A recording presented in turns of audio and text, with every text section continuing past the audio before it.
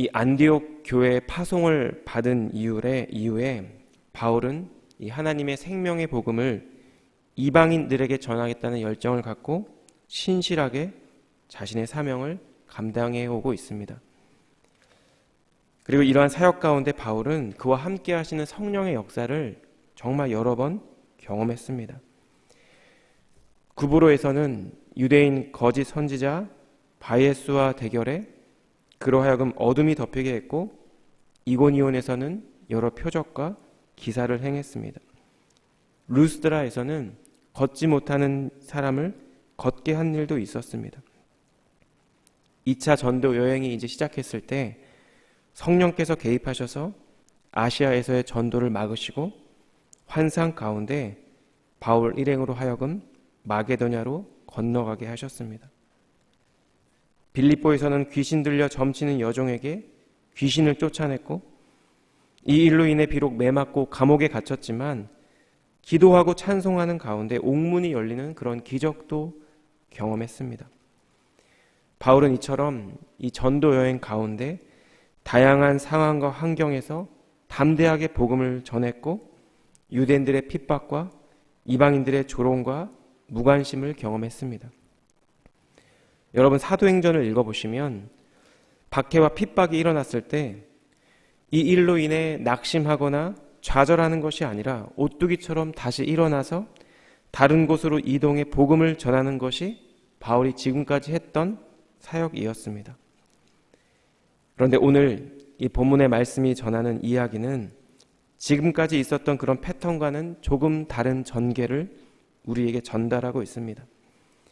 사도행전 18장 1절을 보시면 바울은 아덴을 떠나 고린도에 이르렀습니다. 그리고 그곳에서 앞으로 귀한 동역을 이루어갈 아굴라와 브리스길라 부부를 만나게 되었습니다. 18장 5절에는 실라와 디모데도 마게도냐로부터 내려와서 바울과 함께 하나님 말씀 전하는 사역을 감당하고 있습니다. 그리고 오늘 이 본문의 직전 구절인 8절 말씀은 회당장 그리스포가 온 지방과 더불어 주를 믿게 되고 수많은 고린도 사람들도 믿어 침례를 받았다는 사실을 기술하고 있는 것입니다. 그리고 이어진 오늘 본문의 말씀은 어느 날 밤 주님께서 환상 가운데 바울에게 나타나셔서 두려워하지 말 것을 말씀하고 있는 것이죠. 우리는 이 당시 바울의 내면을 다 알 수 없습니다. 그런데 분명한 사실은 바울의 마음속에 두려움이 임했고, 주님께서는 무언가 두려워하고 있는 바울에게 나타나셔서 그를 격려하고 위로하고 계시다라는 사실입니다. 여러분, 이처럼 두려움은 우리가 예상하지 못할 때, 종종 우리가 미처 생각하지 못한 때 우리에게 엄습합니다. 바알과 아세라를 섬기는 850명이나 되는 선지자들과의 대결에서 커다란 승리를 경험했던 엘리야가 고작 한 사람 이세벨의 협박 가운데 두려워 도망갔던 것처럼 때로 우리는 우리가 이해할 수 없는 두려움과 불안을 마주할 때가 있는 것 같습니다. 여러분, 그렇다면 이처럼 갑자기 우리의 마음에 두려움이 임하게 됐을 때, 우리가 두려움에 사로잡히게 됐을 때 우리는 어떻게 해야 할까요? 우리가 기억해야 하는 하나님의 말씀, 주님의 음성은 무엇일까요? 이 시간 우리가 함께 본문의 말씀을 살펴보며 두려움 앞에서 하나님의 말씀을 기억하고 그 말씀에 의지함으로 그 두려움을 이겨내고 마침내 주님 주시는 그 평강을 경험하는 그런 은혜가 저희 모두에게 있기를 주님의 이름으로 축복합니다. 첫째로, 우리는 두려움 앞에서 우리와 함께 하신다는 주님의 약속의 말씀을 기억하고 다시 사명의 자리로 나아가야 한다는 것입니다. 본문 9절과 10절 말씀을 읽겠습니다. 밤에 주께서 환상 가운데 바울에게 말씀하시되 두려워하지 말며 침묵하지 말고 말하라. 내가 너와 함께 있음에 어떤 사람도 너를 대적하여 해롭게 할 자가 없을 것이니 이는 이 성중에 내 백성이 많음이라 하시더라. 하나님께서 바울에게 하신 이 말씀은 두 개의 명령과 두 개의 이유로 이루어져 있습니다. 첫 번째 명령은 두려워하지 말라는 것이고, 두 번째 명령은 침묵하지 말고 전하라는 것입니다. 이것은 바울이 이유가 무엇이든 간에 두려워하고 있었다라는 사실을 전제로 합니다. 고린도 교회 성도들에게 전한 서신서인 고린도 전서에 바울이 고린도전서 2장 3절에 이렇게 말씀하고 있습니다. 내가 너희 가운데 거할 때 약하고 두려워하고 심히 떨었노라. 이처럼 두려움 가운데 있었던 바울에게 주님이 주신 말씀은 두려워하지 말라는 것이고 계속 복음을 전하라는 것입니다. 여러분, 그렇게 말씀하신 이유가 무엇일까요? 첫 번째 이유는 이것입니다. 내가 너와 함께 있고 너를 대적해 해롭게 할 자가 없기 때문이라는 것입니다. 그리고 두 번째는 이 성중에 내 백성이 많다라는 것이죠. 여러분, 바울이 유대인들의 위협과 생명의 위협을 두려워할 필요가 없는 이유는 주님이 바울과 함께 계시기 때문입니다. 10절에 내가 너와 함께 있음에로 번역된 이 헬라어는 보통 헬라어에서 생략되는 내가라는 뜻의 1인칭 대명사 에고가 사용이 됐고, 함께 있다라는 동사 역시 현재형으로 이루어져 있습니다. 즉, 이 문장은 하나님께서 친히 내가 바울 너와 항상 함께 하시겠다라는 하나님의 약속을 강조하고 있는 것입니다. 여러분, 바울이 오랜 전도 여행으로 심신이 지쳐 있을 때에도, 유대인들의 위협과 박해 가운데에서도, 때때로 억울하게 감옥에 갇혀 있을 그때에도 주님은 늘 바울과 함께 하신다는 약속이라는 것입니다. 바울을 대적하는 자가 아무리 많을지라도 그를 해롭게 할 자가 없는 것은 전능하신 하나님께서 바울과 함께 하시기 때문이라는 것입니다. 주님께서 바울에게 말씀하신 두 번째 이유는 이것입니다. 이 성중에 내 백성, 곧 하나님의 백성이 많기 때문이라는 것이죠. 유대인들이 바울의 복음을 거절하고 바울 일행을 박해하고 있지만 복음을 받아들여 하나님의 백성이 될 사람들이 많다는 것을 의미하는 말입니다. 그렇기 때문에 바울은 침묵해서는 안 되고 입을 열어 복음을 전해야 하는 것입니다. 여러분, 하나님은 이처럼 바울의 심연에 있는 그 두려움을 알고 계셨고, 바울이 그 두려움을 이겨낼 수 있도록 그를 찾아가 격려하고 위로해 주셨습니다. 하나님께서 아브람을 부르시고 그의 고향과 친척과 아버지의 집을 떠나 하나님께서 보여주실, 그러니까 아직 아브람이 알지 못하는 그 땅으로 갈 것을 말씀하실 때 하나님은 이렇게 말씀하셨습니다. 창세기 12장 3절인데요. 너를 축복하는 자에게는 내가 복을 내리고 너를 저주하는 자에게는 내가 저주하리니 땅의 모든 족속이 너로 말미암아 복을 얻을 것이라 하신지라. 위대한 지도자인 모세가 아직 기력이 있음에도 불구하고 하나님의 뜻에 따라 가나안 땅 그 코앞에 있는 모압 땅 느보산에서 죽음을 맞이했을 때, 여러분, 누가 가장 두려워했을까요? 바로 여호수아였을 것입니다. 그런 여호수아에게 하나님께서 이렇게 말씀합니다. 여호수아 1장 5절인데요. 내 평생에 너를 능히 대적할 자가 없으리니 내가 모세와 함께 있었던 것 같이 너와 함께 있을 것임이니라. 내가 너를 떠나지 아니하며 버리지 아니하리니. 여러분, 아브라함이 하나님의 부르심을 받았을 때, 자신이 따르던 지도자 모세가 죽게 되었을 때, 그리고 바울이 고린도에서의 사역을 시작하게 되었을 때, 하나님은 아브라함을, 모세를, 그리고 바울을 직접 찾아가 주셨고 그들을 격려하며 그들을 위로해 주셨습니다. 여러분, 왜냐하면 하나님은 그들 안에 있는 두려움을 이미 알고 계셨기 때문입니다. 다윗이 시편 139편에서 이렇게 고백합니다. 여호와여 주께서 나를 살펴보셨으므로 나를 아시나이다. 주께서 내가 앉고 일어섬을 아시고 멀리서도 나의 생각을 밝히 아시오며 나의 모든 길과 내가 눕는 것을 살펴보셨으므로 나의 모든 행위를 익히 아시오니. 여러분, 우리의 연약함, 우리의 죄, 우리의 부족함, 그리고 우리 안에 있는 염려와 걱정과 불안과 두려움을 주님은 이미 알고 계십니다. 주님은 우리를 지으신 분이고 무엇보다 우리를 사랑하시기 때문입니다.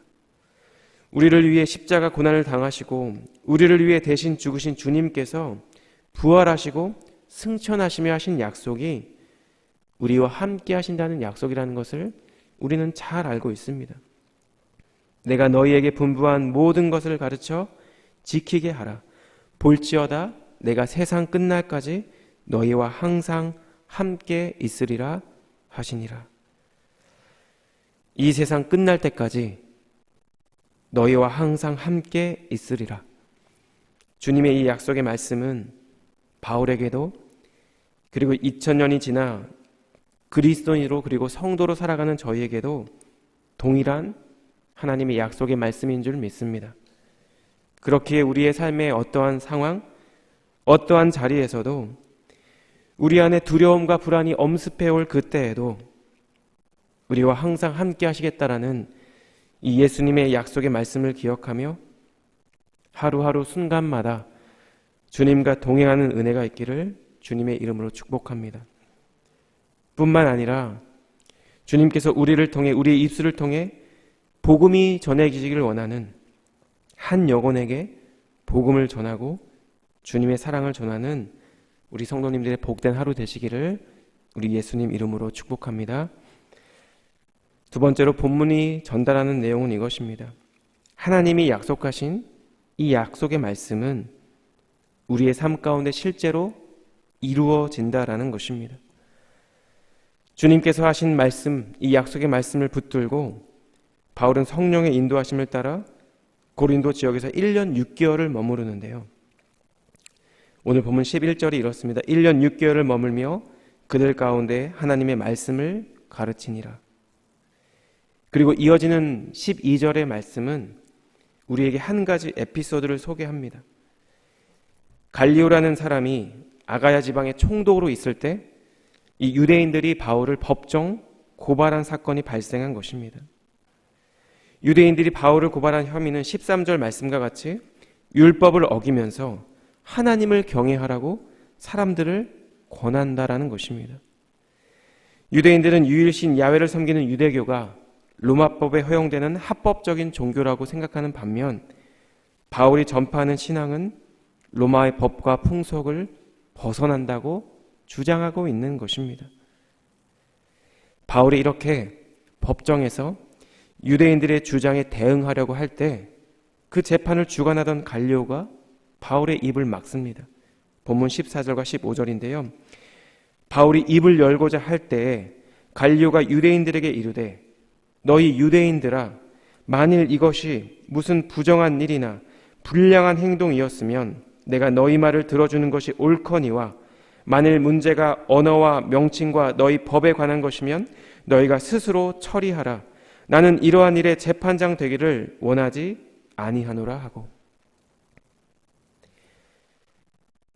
당시 고린도와 아가야 지방 전체의 치안 책임자인 총독에게는 부정한 일, 곧 범죄, 불량한 행동, 곧 허위사실 유포에 대한 고발을 처리할 의무와 책임이 분명히 있었습니다. 만약 필요하면 범죄자들을 처벌함으로 사회적 정의를 확립하고 치안을 유지하는 것이 이 총독의 당연한 직무였을 것입니다. 그런데 정작 갈리오가 보기에 바울의 혐의는 사회적 치안을 위협할 만한 그런 일이 아니었던 것입니다. 더욱이 이 소송을 제기한 이들이 유대인들이고 그들의 유별난 종교적 관점이 반영되었다면 이 문제를 총독이 판단할 이유도 없고 능력도 없다고 그는 생각한 것 같습니다. 그래서 갈리오는 재판 자체를 진행하지 않겠다는 결론에 도달합니다. 그래서 그들을 법정에서 쫓아냈을 때 회장 책임자인 소스데네가 폭행을 당하게 되죠.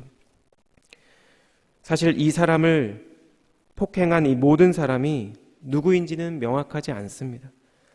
그 모든 사람이 누가 됐든 중요한 것은 이 구타 사건에 대해 갈리오가 이 일을 전혀 상관하지 않았다라는 것입니다. 아마도 바울은 이러한 상황을 지켜보며 어느 날 밤 주님께서 하신 말씀을 떠올랐을 것입니다. 두려워하지 말며 침묵하지 말고 말하라.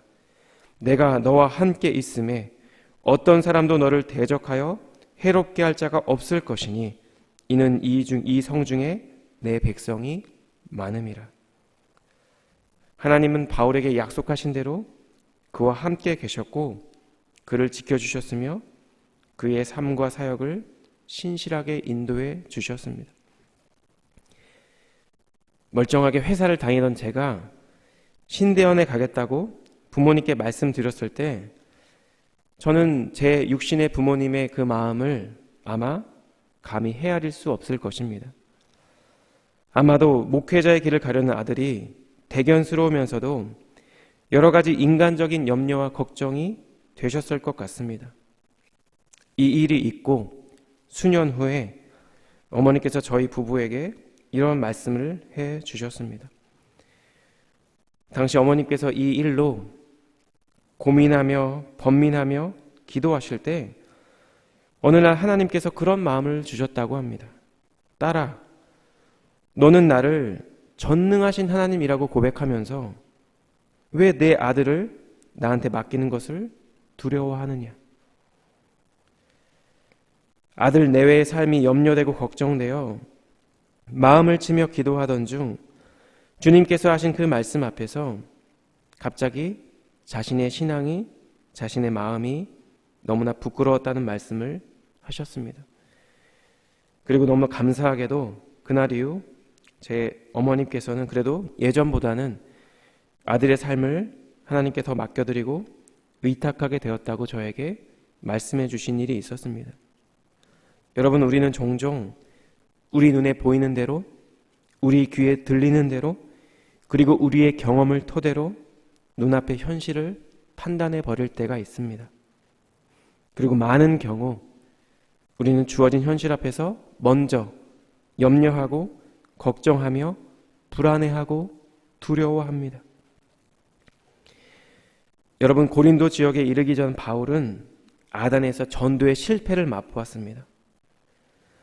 아가야 지방의 대도시였던 고린도에서 바울은 수많은 이교도 세력들, 철학자들의 궤변, 도덕적 타락과 유대인들의 적대적인 태도를 마주했을 것입니다. 그런데 한편으로 바울은 고린도에서 아굴라와 브리스길라와 같은 동역자들을 만났고 마게도냐에서 내려온 실라와 디모데와도 함께 있었습니다. 사역 가운데 회당장 그리스보가 회심해 침례를 받는 전도의 귀한 열매도 맛보았습니다. 그런데 본문의 말씀은 이와 같은 상황 가운데 바울에게 임한 두려움을 전달합니다. 우리의 삶 가운데 갑자기 두려움이 임하는 것, 바로 이것이 우리의 삶의 자리, 그리고 우리의 영적인 현실이라는 것을 바울이 자신의 삶을 통해 전하고 있는 것이 아닐까 묵상이 되었습니다. 사랑하는 여러분, 우리가 구세주와 주로 고백하는 예수님의 이름은 임마누엘입니다. 우리와 함께 하시는 하나님. 죄로 인해 하나님으로부터 멀어지는 삶을 살아가고 있는 인간을 위해 하나님께서 행하신 것은 하나님 자신이 인간이 되어 우리와 함께 하시는 것이었습니다. 모든 인간을 위한 구속 사역을 마치신 주님께서 이제 성령을 통해 우리와 함께 하시겠다고 분명히 약속해 주셨습니다. 이 약속의 말씀을 붙잡고 우리의 삶의 어떤 순간, 어떤 자리에서도 설령 낙심과 고난 가운데 임한 두려움 앞에서도 우리와 함께 하시는 임마누엘의 하나님을 붙잡는 믿음이 저희 모두에게 회복되기를 주님의 이름으로 축복합니다. 우리 삶의 모든 자리에서 우리의 삶을 인도하시는 그 하나님, 우리와 동행하시는 그 하나님, 그 선하시고 신실하신 그 하나님을 경험하는 오늘 하루에 복된 삶이 되시기를 우리 예수님 이름으로 축복합니다. 기도하겠습니다. 우리의 삶 가운데, 우리의 사역 가운데, 우리가 감당해야 하는 여러 일들 가운데 때때로 임하게 되는 두려움 앞에 무력한 내 자신을 발견할 때가 있습니다. 하나님, 그 두려움 앞에서 아무것도 시도하지 못하고 낙심해 있을 때도 있습니다. 주님, 이와 같은 두려움 앞에서 주님의 약속의 말씀을 기억하고 그 말씀을 의지하는 귀한 믿음을 우리에게 허락하여 주시옵소서. 하나님, 우리 눈에 보이는 세상과 현실이 아니라 믿음의 눈으로 우리와 함께 하시는 임마누엘의 하나님을 바라보며 삶의 자리에 담대히 서 있는 저희 모두가 되게 하여 주시옵소서. 그리하여 바울과 같이 더 이상 침묵하지 아니하고 담대히 주님의 말씀을 전하며 주님의 사랑을 전하는 우리의 삶의 순간순간 될 수 있도록 하나님 저희 모두를 축복하여 주시옵소서. 그렇게 행하실 주님께 감사드리며 이 오늘 말씀 우리와 함께 하시는 예수님의 거룩하신 이름으로 기도드렸습니다. 아멘.